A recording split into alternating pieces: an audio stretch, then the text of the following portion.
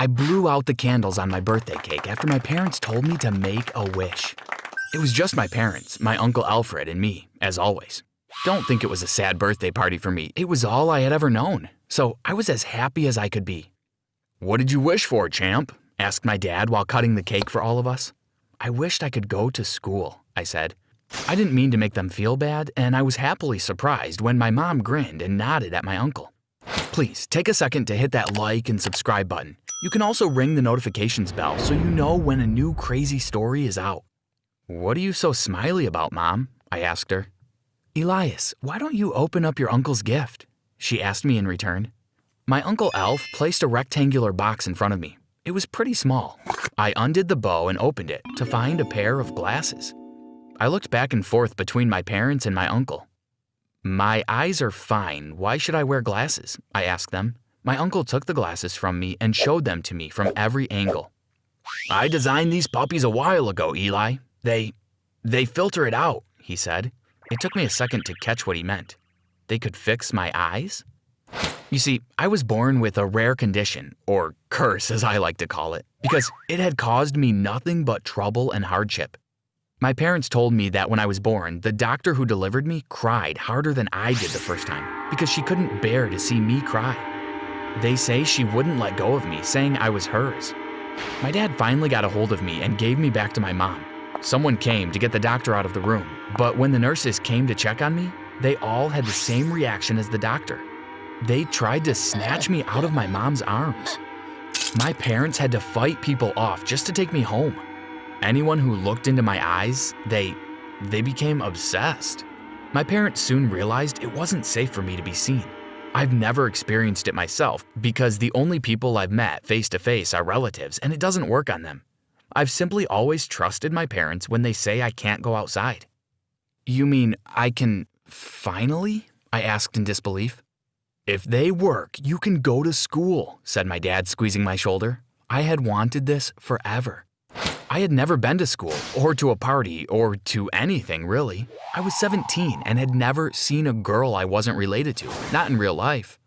I put the glasses on and everything looked the same to me, which I was glad for. I was kinda scared they would distort my vision.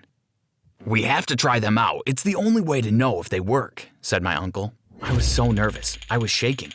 It was cold and dark outside, because my uncle said it was better to try them out at night just in case they didn't work, so less people would see my eyes. My mom looked worried, but my dad threw an arm over her shoulders and calmed her down. "We'll be back soon," said my Uncle Alf. He put a hand on my shoulder and we walked out onto the street. We walked a couple blocks. We saw a few people and they didn't have any reaction to seeing my eyes with glasses on. But my uncle said we should try in better lighting. We saw a corner store and walked there. He made me go in myself to buy a candy bar and test out the glasses with whoever was behind the cash register. I walked in and did a double take because there was a girl behind the cash register. Just my luck. The first girl I ever saw, and she was absolutely gorgeous. She smiled at me when I walked in. I gave her an awkward smile back and then just looked down at the floor. I browsed the aisles, sneaking glances at her when I could. She wasn't looking back at me, so I guessed the glasses worked. Great, I thought. The one moment when I want my eyes to do the thing, they don't. I grabbed a candy bar and shyly walked up to her. I placed it on the counter between us and glanced at her. My palms were sweaty. "Is that all?" she asked. Her voice was like honey. I nodded because I couldn't get a word out. "I haven't seen you around here before. Are you new in town?" she asked me when she was getting my change. "You've probably seen me before, you just don't remember," I muttered. "I think I'd remember those eyes," she smiled. I could feel myself blushing a little. Totally embarrassing. She told me to have a good night as I left, and I muttered a "you too." My uncle was waiting outside, but the smile on his face told me he had seen everything. He gave me a playful punch on the arm and said, "Bet you wish the glasses didn't work right now, huh?" I chuckled and we walked home. I asked him a million questions about what it was like going to a real school because soon enough, it would be my first day. My dad dropped me off in front of the local high school a week after my birthday. I walked in and was immediately approached by a guy my age. He looked kinda geeky, but he was chill. He was asked to show me around because we had most classes together. He showed me all the important places, told me certain things about certain people, and told me which teachers not to mess with. It was all intimidating, but at the same time, I was incredibly hyped to be there. The guy's name was Josh, and I spent most of the day following him around. When we went to the cafeteria for lunch, school got even better. Guess who I saw sitting on a table? The girl from the corner store. Josh almost had to pick my jaw off the floor for me. He grabbed my arm and sat me down at a table nearby. He started asking me what it was like to be homeschooled when the girl from the corner store walked up to us. "Hey you," she smiled at me. "I didn't catch your name the other day." I said my name was Elias, and she told me her name was Angelica. It seemed fitting because she looked like an angel. She sat down next to Josh, and the three of us talked until the bell rang and we had to go to class. A few months passed, and I became really good friends with Angelica, but I wanted more.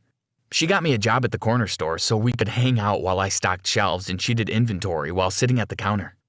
She was a cheerleader, and one night we were talking when she told me I should join the basketball team. By then, she knew I had been homeschooled for a long time, and I had told her that I shot hoops all the time in the backyard. She told me I should try out for the team, so I did. As if I wasn't nervous enough trying out for the basketball team, the cheerleaders joined to watch, including Angelica.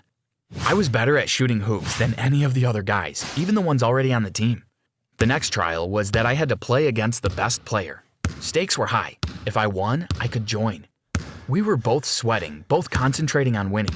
I finally jumped in the air, and at the last second, the ball fell through the net, and I won.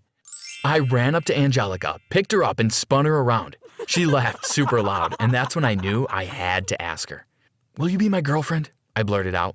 I wanted to facepalm. I was sweaty, probably stinky, and she had just seen the ugly faces I make when playing basketball. I thought I was about to get rejected in front of the most intimidating people at school. But then she said yes. I took her out on a proper date to a bookstore cafe she loved, and I felt like the luckiest guy in the world. I was doing amazing on the basketball team, and life was pretty much going perfect for me. My parents were incredibly happy that I was finally able to have a normal life, and they were proud that I was doing so well in every aspect of school. My Uncle Alfred occasionally checked up on the glasses to see if they had taken any damage, but I kept them in perfect shape. I went to basketball training every day after school and practiced at home too, because we had the biggest game coming up. We were going to play against our school's rival school. The day of the big match finally arrived. There was excitement in the air. Everyone was ready to support our team.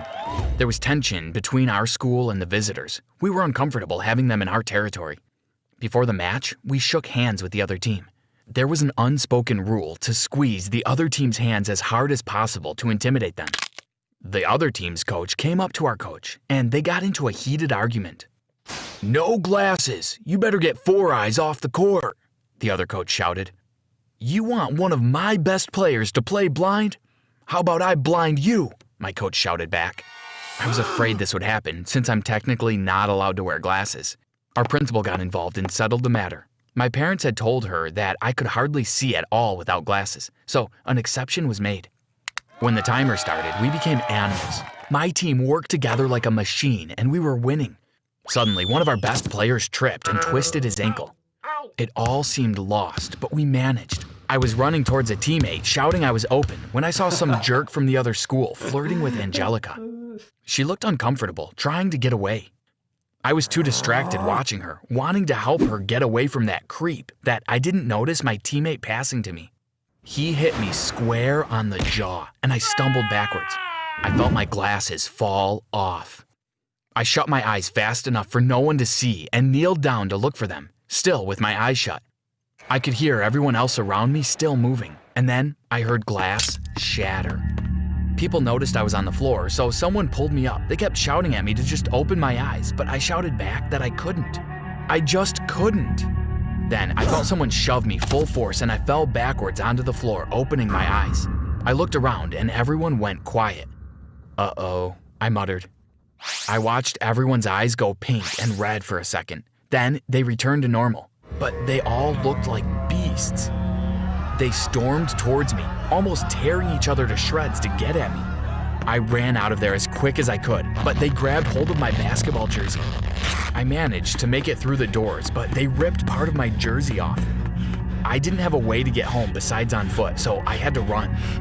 I heard the entirety of my school and half the other school running behind me, but I didn't stop. My eyes were open all the way home, so soon enough, I had this violent mob of people, almost the entire town, running full speed behind me, pushing each other down to get at me. I lost them for a second by cutting through a forest and making it home. When I ran in, my parents were alarmed. I told them everything that happened, and they ran to lock the doors. My dad called my uncle, and he said he'd be home soon. I ran upstairs with my mom and threw as many clothes as I could into a travel bag. "How long will I have to leave for?" I asked her. "I don't know, darling," my mom said, sniffing and caressing my cheek. We heard honking downstairs, so I ran down and into my uncle's car. I saw the mob of people approaching quickly. "Drive, drive," I shouted at my uncle. When we sped off, I nearly pulled my hair out in frustration. My uncle was blabbing on and on about trying to make contact lenses next time, but I wasn't listening. The amazing life I had slipped through my fingers in mere seconds. What happened to Angelica? Would I ever see her again? It's been months. My uncle still hasn't developed the technology I need. I miss Angelica every single day, but there's no hope. Everyone in that town is still looking for me. I have to stay hidden. I grew up poor, and when I say poor, I mean poor. I was homeless. My parents had abandoned me when I was just a toddler. My uncle had managed to raise me himself, but eventually he died when I was just 13 years old. I didn't want to move into a foster home, and definitely not an orphanage, so I decided to run away. I learned to live on my own, and I managed to get by, but it was hard, very hard. Let me tell you my story. Before I go on, make sure you like and subscribe and hit that notification bell so you don't miss out on any more crazy stories. It was hard learning how to survive on my own. I only had a few belongings and no money at all. It was also pretty dangerous for a young girl like me to live out on the streets. But I taught how to defend myself, and pretty soon I was part of a gang of homeless people, and we all looked out for each other. I was smart. I knew how to manipulate people and how to talk to them in order to get what I wanted. But life was really tough. I barely got enough food to keep me from starving. I lived under a bridge, and sometimes I could hear the rats crawling around me. When I was young, many kind people offered me food and water and gave me money. But as I grew older, people became less and less generous. I guess it was because they thought I was old enough now so I could earn myself some money. I did try to get a job, I really did. But no one wants to hire someone who's wearing raggy clothes that has holes in them or who smells like a dumpster, so I had to try to earn money in different ways. Okay, now I don't like talking about this part. You see, I had to sort of break the law. I stole. I'm not proud of it, but sometimes I would go to a grocery store or a supermarket and I would steal some food. But I couldn't help it. I was starving, and if I didn't steal that food, then I would die. But then again, stealing isn't always the answer. Anyway, I managed to steal myself some nice clothes and some soap, and I prepared myself for my first job interview. It was at this huge company, and I was going to be working as a low-paid assistant. But I was fine with that. As long as I could earn myself enough money to get by, I was happy. I got ready for my first job interview. I was wearing some long pants and a jacket. When I entered the room, I was so scared the employer would realize I was actually a homeless person in disguise, but they didn't seem to suspect anything. The interview went great. They told me they would call me if I got the job, but I didn't have a phone, so instead I asked them to send it to my email. And after that, each night I would log onto a computer at a nearby internet cafe, whose owner was a good friend of mine. He didn't care that I was homeless and let me use the computer to check my email. Days passed and I didn't get any email. I was starting to think I would stay homeless forever, but then on the 5th day after the interview, I got an email from the company. It read, "Congratulations! You got the job. Please report to the building tomorrow at 8 a.m. sharp for your first day at work." I was so excited. I told the owner of the internet cafe I had got the job, and we hugged each other and were jumping up and down for joy. Then I returned home, or rather the pile of cardboard boxes that I called home, and told my friends who were homeless too. Some looked jealous, but a lot of them were so happy for me.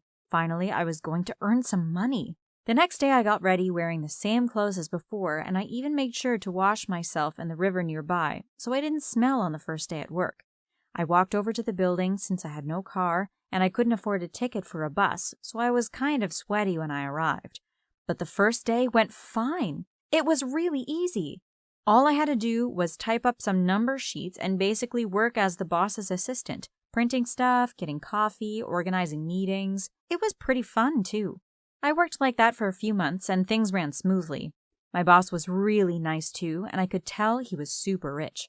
For lunch every day, he would have some sort of expensive meal. One time, I saw him eating a bowl full of caviar. No one suspected I was homeless. As far as they were concerned, I was just a normal assistant with a normal house and a normal life. After a year of saving, I finally got enough money to rent a small place for myself. I was sad to say goodbye to my homeless friends, but I was also so happy to be able to actually live independently and earn money. For the first time in what seemed like forever, I had a roof over my head. But I still wanted more. I still wanted to earn more money. I still wanted more things, more objects, more possessions. I got greedy. And so I decided there was another way of earning money. A less honest way, but effective nonetheless. I could try to become a gold digger. I know, what a terrible idea. But at the time, I was desperate for more money. And plus, there was a lot of wealthy guys at my workplace. There were so many opportunities to get money from them, so I decided to take it. First, I decided to practice with one of my colleagues. I actually searched online how to be a gold digger, and it said it was all about seducing them. Be charming, laugh at their jokes, even if they're not funny, and make sure you're really loving if they buy you anything so that you train them to buy you stuff again. Like a dog almost. My first practice was with a guy called Tony. He wasn't really rich, but he was well off. Richer than me, at least. I walked up to him one day and I complimented him on his tie. "That's a really nice tie. You look so cute in it." I smiled at him and batted my eyelashes. "Oh, thanks, Lola. It's pretty cheap. I got it at a yard sale," he replied. That was my cue. I started laughing a lot, even though that joke was really bad, and Tony seemed all embarrassed. But he was looking at me differently now, and I believed I had him under my snare. After that, it was easy peasy. I asked him out, and we went on several dates, and finally he started buying me gifts. First, a bouquet of flowers, then some jewelry, then we'd go out on holiday together. I was living the sweet life. Now, I didn't actually love Tony. He was pretty boring. But I loved his money, so I was fine with sacrificing my romantic life if that meant I had more money. But then Tony wanted to marry me. Now, like I said, Tony wasn't super rich. He was only slightly above average, and I had already planned my next action. I was going to go for the biggest of the lot. The richest of the richest. My boss. The thing was, my boss, Michael, already had a girlfriend at the time, so I needed to make a plan to break them up. And I had a good idea of how I could do that. You see, my boss's girlfriend and I look pretty similar. We have the same brown hair, same tall figure, same dark eyes. Both of our names even started with an L. Mine, Lola, and her name was Lily. Anyway, I had created a plan to frame her for cheating on Michael, and she was going to be kissing my boyfriend, Tony. Sounds confusing? Well, let me show you how I did it. First, set up a camera in a room at Tony's house while he was away. Then I asked Tony to come into the room. Beforehand, Lily had visited my boss at work, and she had left her jacket behind. I stole it, and I was wearing it now. Then I suddenly kissed Tony with the cameras recording everything. After I was satisfied I'd gotten enough pictures, I pushed Tony off and left without another word. He was so confused, but I guess he was still a little dazed from that sudden kiss. I went home, hopped on the computer, and started to edit the photos. I used a program that could blend two faces at once, and I got a picture of Lily and blended her face in with mine so that, in the end, it looked like she was kissing Tony, not me. Then I typed up an email to send to Michael. Here's what it said. Michael, hi, it's Lola, your assistant. I know this may be hard to believe, but I've caught your girlfriend Lily cheating on you. You may be wondering how I know this. Well, I know because she's been cheating with my boyfriend Tony. I've attached some pictures of them kissing. I caught them kissing when I walked into the room and have my phone with me, so I immediately snapped a few pictures as proof. I thought it was best if you knew. I know this sounds weird, but would you want to meet up for some coffee tomorrow? We could have a little chat. Warm regards, Lola. The plan was in motion. Michael replied back a few minutes later saying how shocked he was and that he was glad that I told him. He said he would be happy to meet me for coffee. The next day, he told me he had confronted Lily about it. She pretended it didn't happen, said Michael. And when I showed her the photos, she still said it didn't happen, even though the proof was right there. I can't believe this. I thought Lily was the one. Don't worry, Michael, I said and smiled at him with my most charming smile. You'll find someone new sooner than you may think. I saw him blush then, and I knew I had him wrapped around my little pinky. Pretty soon we were dating. He soon forgot about Lola, and he was treating me with all sorts of gifts. Things were going great. He was pretty nice too, and I think I actually liked him back.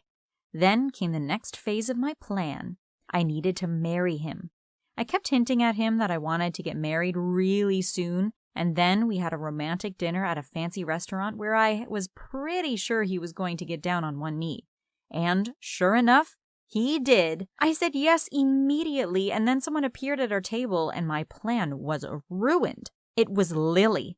Michael, she said, don't marry this liar. I was framed for cheating on you.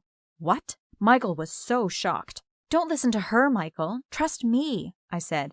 But then Lily pulled out a photograph, and I knew the game was up. Look, Lily showed Michael the image. This photo has been edited, and see this scar here on this person's hand? I don't have that scar. She suddenly grabbed my hand. But Lola does. Michael, please, you have to trust me. Lola framed me. Well, that was it then. Michael was furious at me, and he immediately took the ring off my finger and told me we were through. Michael and Lily got back together. I, of course, was fired from my job, and I'm now very poor. I guess my plan to trick a billionaire into marrying me backfired. I'm poor, but I have hope. I'll find a way to make money again. I was every parent's dream child.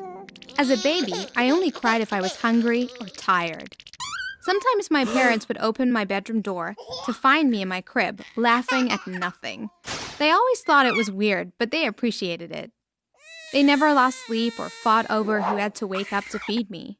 My mom and dad believed that as I got older, I started to have imaginary friends. At the table, I'd always ask these friends if they wanted something to eat. And though I was an only child, I was never lonely. I was always having a conversation with someone they couldn't see. But before I continue, if you want 5 years of good luck, like this video and subscribe to the channel. It really works. My friends were not imaginary to me at all. The one I spoke to the most was a boy named Paul. He appeared to be about my age. We spoke about everything and played for hours. My parents pretended to acknowledge Paul, so I was pretty sure that everyone else could see him too. But I always found it strange that nobody else could see him, and that he never ate or went to the bathroom. We liked many of the same things, and he'd often laugh while we watched TV because, according to him, we didn't have that strange box with the people inside in my time. I always wondered what he meant. My parents realized that I had a condition before I did. I was playing outside when I met a lady sitting in our garden. She was knitting and humming, and right away I felt comfortable with her, like I had known her all my life. "Hello, who are you?" I said to her. She looked up at me and smiled. "Oh, Kelly, I'm your grandma. Can you please tell your mother that I left something for her in the last drawer of her bedroom dressing room table?" "Why don't you come inside and talk to her?" I asked. "Well, they can't see me," she continued, smiling and knitting, and I ran off to tell my mom. "Mommy, Grandma said that she left something for you in the bottom drawer of your dressing table," I said.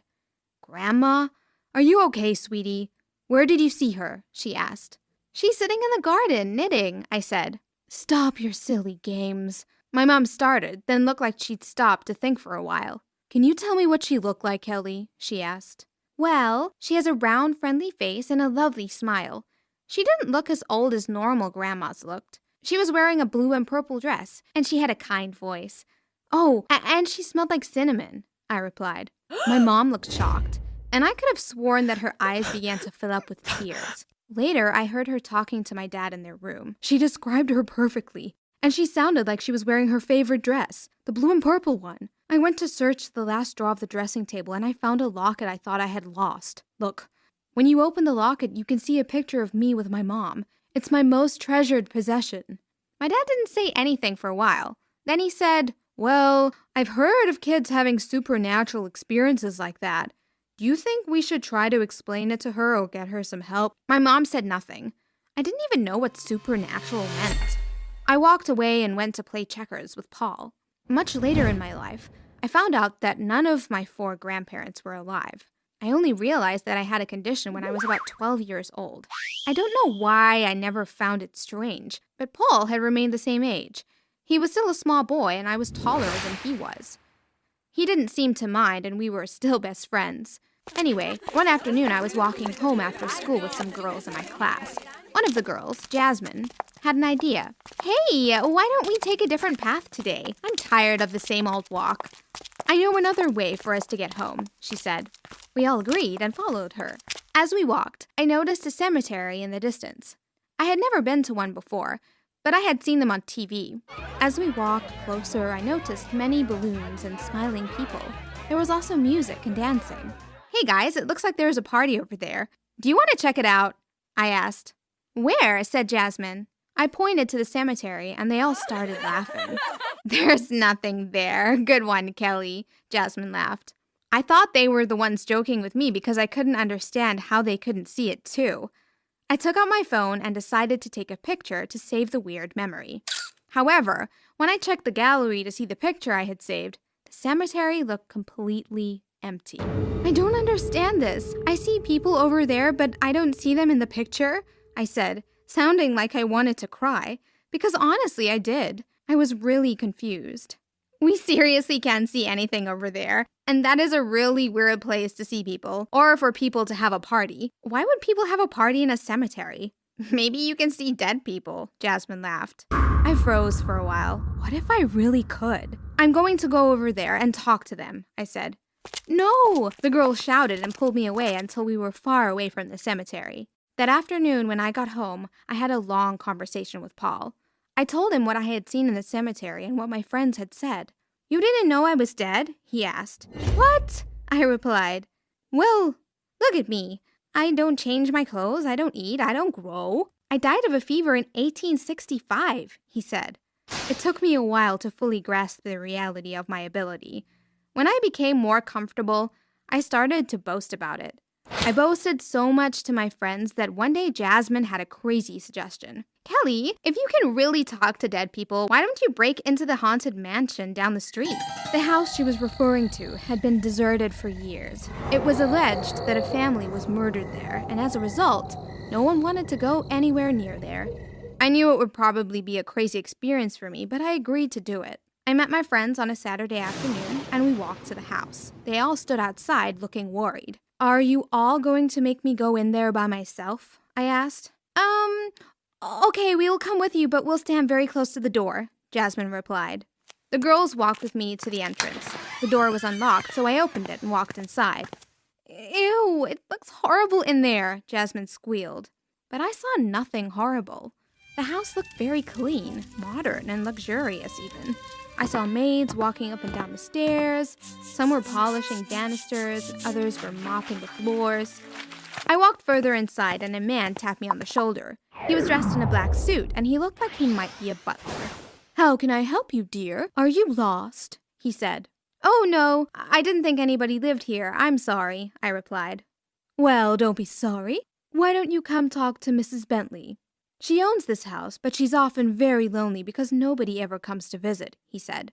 Sure, I replied hesitantly. I looked back at my friends who looked worried, and then it dawned on me that they could only see an empty old house. I told them I'd be right back, and I followed the butler. He led me to a very cozy living room, and a very kind old lady was sitting in an armchair rocking back and forth. Hi, dear. I'm so happy that someone has finally come to visit me, she said. She seemed really friendly, so we spoke for a long time. She told me that she was a nurse during the Second World War, and that she had died a peaceful death in her house. So, what about all the stories about this house being haunted because of some weird murder? I asked. I know nothing about that. I guess people just made it up, she replied. I suddenly remembered that my friends were still waiting for me. I thanked her for her hospitality and said I'd come again to visit. Whoa, you were so brave. We went into the dark room and you were there for such a long time. We almost left you there, Jasmine said. I don't see any darkness at all. This place is amazing. The people are so friendly, I replied. They just stared at me with their eyes wide open. As I continued growing, I began to use my ability to help me throughout my life. Paul helped me a lot. I remember the first boyfriend I had at high school. His name was Rick, and I thought that he was the best thing that had ever happened in my life. We spent a lot of time together, but I never told him the truth about my rare condition. One day, I began to suspect that he was seeing somebody else because I found some shiny hair clips in his backpack. I asked Paul to follow him around to investigate for me. Paul found out that Rick was really seeing someone else. He caught them going to the movies together and they even kissed. When I told Rick about this, he was shocked and totally spooked out that I knew all the details. That wasn't the end, though. I asked Paul to follow him home several times to just throw things around the room while he was sleeping to freak him out. That was how I got my revenge. After that, I continued to ask Paul to help me to find out about the people I had got into relationships with. He's always been a great help. I'd always go visit Mrs. Bentley too, but I made sure that no one was looking when I went into the house. I didn't want to develop a reputation as a weird girl who broke into abandoned houses. I talked to her more than I talked to my own parents. She always gave me good advice and guidance as my life was extremely confusing. One afternoon, she really helped me to discover what I wanted to become in life. I believe that everyone should use their strengths and abilities for good. You have that ability that most people do not have. What can you do to help the world? She said. I sat and thought for a while, and then it struck me. I would be a great crime investigator. I could speak to murder victims and find out exactly what happened. Then I'd be able to bring their killers to justice. After high school, I decided to do a major in criminal justice and forensic science at college. Today, I'm one of the best investigators in the country. Nobody but me really knows how and why I'm so good at my job. It's great, though. I like it that way. I love that I'm making a difference in bringing horrible criminals to justice. What would you do if you were me? When I was a little girl, I was super boy crazy. I was that girl chasing boys around the schoolyard trying to kiss them, pretending they weren't running away. I'd write myself love letters and show them to my friends, saying a secret admirer put them in my lunchbox. I didn't want to face the reality that I was kind of weird looking and boys weren't interested in me. All my friends had little boyfriends from a very young age, but boys ignored me. However, that changed when I went on a life-changing walk. But before I go on, please take a sec to like this video and subscribe. It helps us out a ton. After a long day of being ignored by all my crushes, yes, there were multiple, I decided to take the long way home because I didn't want my mom to see me cry. The long way home was through a forest. I walked down the path, jumping on mounds of fallen leaves, when something in the air shifted and I shivered. I got kind of scared. I mean, I was just a little girl in pigtails walking through the forest alone, but I kept walking, thinking, Mom will be mad if I get home too late. I kept walking and kicking up leaves when I suddenly kicked something slightly harder, but not hard enough to be mistaken with a rock. It was a book. A muddy, old, leather-bound book. There was something magnetic about it. I picked it up and looked on the cover in the back, looking for a name. Back then, I was used to every book having someone's name at the front or the back, because that's what we did in school. There was no name, so I looked around to see if anyone had dropped it. There was no one around. I quickly opened my pink little backpack and shoved the book in there, feeling as if I had committed some crime, but absolutely thrilled. I skipped home happy as a clam. When I got home, I rushed into my room and hid the book at the very back of my closet. I didn't want my mom to know I picked up something from the forest. I wanted to take another look at it after dinner, but I forgot all about it. Years later, I started high school. I had forgotten all about the old book and had many other things in mind. Among schoolwork and usual stuff you worry about in high school, I worried about being the only one in my friend group who had never, ever dated anyone. I wondered every day where the hell my glow-up was, because I still looked like an awkward little outcast. I had crushes all the time and even talked to them, trying to shoot my shot, but they never gave me the time of day. I was awkward, I had terrible posture, and I waddled like a penguin instead of walking like a normal human being. Don't ask me why, I don't know either. One day I was absolutely heartbroken because yet another crush of mine had started dating someone. He was dating a gorgeous girl who was not only stunning but super smart and social. I had always envied her because she had the nicest clothes and she was incredibly stylish. I went home crying and dug through my closet trying to find clothes as stylish as hers, but knowing it was hopeless. I had terrible style. While digging through the back of my closet, I touched something that gave me a tiny static shock. I flinched but then reached in to pull it out. It was the book. Suddenly, the memory of having found it came flooding in. I noticed it had a heart in the front, carved in the leather. I opened the first page and it said, instructions. I read through them and quickly got the gist of it. It said it was a magical book. Anything you write in it comes true as long as you feel, believe, and write it out in detail. The book had said I had to write a detailed journal entry, using first and last names if I was writing about a person. The more detail, the better. I got to writing and poured my heart out. The next day, I went to school all dressed up, waiting for my journal entry to come true. I walked into biology and took my seat at the back, as always. My crush's girlfriend walked in, but he was nowhere in sight. So far, so good, I thought. As soon as my teacher started speaking, my crush burst in through the door and ran towards me in the back of the class. Everyone was so shocked to say a word. He knelt down right in front of me and took one of my hands in his. He kissed it softly before starting to confess his undying love for me. He said every word exactly as I had written it the night before. I was over the moon, though slightly uncomfortable because I didn't realize just how corny everything I wrote was. The rest of the day and the ones that followed were full of gossip at school. Did one of the most popular guys at school really just dump one of the most perfect girls for the geek at the back of the class? Yes, he did. If you had this magical journal with unlimited power, would you use it to change your life? If you said no, you're most likely lying. I changed everything from my looks to my level of athleticism. I didn't completely change my looks. It's not like I gave myself a whole new face. I just fixed a few things like my big bushy eyebrows and yellow teeth. I made myself super good at sports, stylish and popular. I was still myself, but the things people used to find weird, they now found quirky and cute. As soon as I discovered the journal was legit, I made a list of all the boys I had ever had a crush on. The thing is, when I got to know them, I realized they didn't live up to the hype I had created in my head, so I got bored and dumped them. It sounds cruel, I know, but it wasn't like that. I wrote the breakups so that both of us lost interest and agreed that it would be best if we broke up. But we stayed friends and on super good terms because they were super chill guys. Once I had them, boys weren't my focus anymore. I cared more about school and friends. I had the opportunity to live life to the fullest, and I did. I was on the girls' basketball team. I was one of the best players, so they always sent me to the games at other schools. One particular game was very different from others. I drove with my team and the boys' team in a huge bus, and we all ran into the multi-purpose room that was the gym. Both the girls and the boys' team had a match against their rivals that day. Before the game started, we were warming up and chatting a bit. I noticed girls from our team giggling in a corner, and when I looked in the direction that they were looking, I turned into a puddle. The most handsome guy I had ever seen was stretching on the other court and shooting hoops from time to time. All the girls on my team were swooning, and the girls on the other team were glaring at us. I was distracted during our game. That boy was just so fine I couldn't focus, but that doesn't mean I played too badly. My team still won, of course. I had written about our win the night before. I wanted to know that guy's name so bad, but I knew if I asked the other team, they'd lie and I'd end up with someone else madly in love with me. Their coach only referred to him by his last name, Smith. Just my luck, I only knew his last name, and it was such a common name. When I got home that night, I took a shower to brainstorm what to do. Maybe I could try to find him on social media? Nah, too stalkery. Maybe I could sneak into his school and find his student records?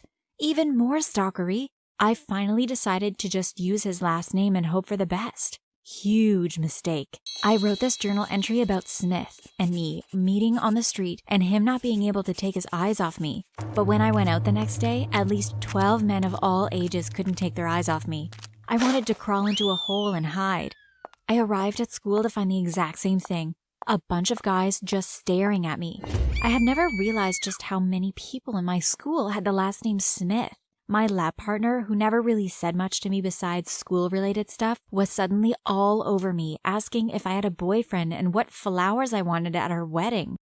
I was almost fully inside my locker trying to hide after that class when I heard my name being said over the intercom, calling me to the main office. When I got there, the school secretary told me to go into the school counselor's office. I walked in and he told me to sit down. "Hi, Tessa. I just wanted to check in on you, see how you were doing," he said, but he sounded much different than I had ever heard him. He sat on his desk oddly close to me. "I'm doing fine, Mr." I cut off when I realized what his last name was. Smith. I had really messed up. I excused myself saying I had a stomachache. He offered to nurse me back to health in his office, and I'm not gonna lie, that made my stomach ache for real. I called my mom to pick me up, and I rushed into my room the second I got home. I dove into my closet and pulled out the book. Before, the sight of it was thrilling. It meant my life was changing for the better. But now I knew what happened when I made mistakes, and I wanted it out of my sight. I took the book and put it in my backpack. I walked to the forest, not too quick because I didn't want anyone with the last name Smith to see me. When I walked into the forest, I felt the air grow chilly and got goosebumps. I walked through the crunchy leaves but froze when I heard more crunch right beside me. I turned around and saw the school counselor standing awkwardly in the middle of the forest, sticking out like a sore thumb in his cheap suit that he apparently refused to take off. You said you had a stomachache, He muttered. You lied to me. Mr. Smith, I can explain. I began frantically flipping through the book. Suddenly, I couldn't find the page I was at. Mr. Smith started walking briskly towards me, and when I broke into a run, he did too. He had just grabbed my arm harshly when I found the page and managed to rip it out. Mr. Smith let go of my arm and his face went blank. I ripped the page into little pieces and he became the Mr. Smith he always was again. He looked around and was confused to find himself in a forest. He didn't notice me and walked in the direction of the school. I sighed with relief and threw the ratty old book into the bush where I thought it was hidden well. Weeks went by and I had no regrets of having gotten rid of that damn book. I was excited because the boys' team had a basketball match one day in our gym. That meant I could go and watch with my friends, and those matches were always loads of fun. I was sitting in the bleachers when I turned into a puddle again. Smith had just walked in, wearing his basketball jersey. I had no idea the match was against his team. I watched him, and only him, the entire match, and I was sure I wasn't the only one. I don't know how, but as soon as the match ended, I was on my feet and walking towards him. He had his back to me, and I tapped him on the shoulder and introduced myself. To my surprise, he recognized me. He even said he wanted to approach me at the last match, but was too shy to do it. We made plans to hang out after school, and we've been talking ever since.